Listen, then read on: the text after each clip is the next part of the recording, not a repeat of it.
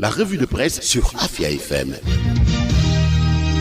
Bonjour, Y'en a marre se réveille, constate le quotidien Vox Populi selon lequel le mouvement veut mobiliser 1 million de personnes à la place de l'Obélisque pour dénoncer l'état de la gouvernance du régime du président Macky Sall. 1 million de personnes toutes vêtues de noir rassemblées à la place de l'Obélisque dans l'après-midi du 7 avril prochain. C'est ce à quoi appellent les dirigeants du mouvement Y'en a marre, écrit l'Observateur. 1 million de personnes au minimum dans la rue, toutes habillées de noir pour montrer que le pays est sombre, que sa justice est sombre et que sa gestion est sombre. C'est le pari du mouvement Y'en a marre, souligne Walfadjri quotidien. Y'en a marre reprend du service, note également enquête au sujet, notamment de la même marche projetée par le mouvement. Y'en a marre sort de sa léthargie, constate le quotidien et annonce une journée noire du régime, ajoute l'AS. Les 5 ans de gestion de Macky Sall à la tête du régime sont sombres et chaotiques.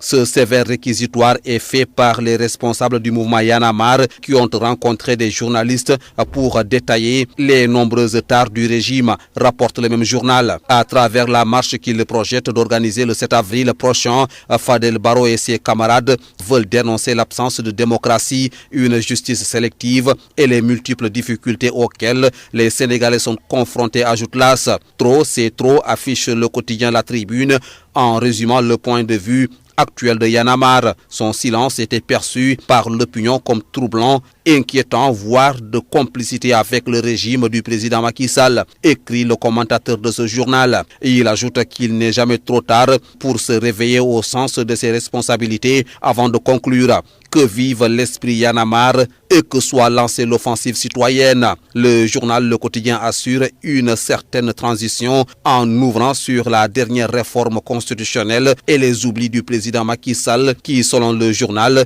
se félicite d'avoir intégré 98% des points de réforme votés par référendum le 20 mars 2016. Le chef de l'État se vantait d'avoir rendu effectives ces réformes à plus de 98%. Mais une revue rapide des 15 fameux points montre facilement que l'on est très loin du compte, souligne le journal. Si l'on en croit Le Témoin quotidien, également le président Macky Sall enjolive la réalité en assurant de l'effectivité de 98% de ses engagements au référendum. Ce que Le Soleil également met en exergue en titrant 98% des innovations devenues effectives. Mais si l'on en croit Le Témoin quotidien, on est loin du tableau d'autosatisfaction dressé par le président de la République.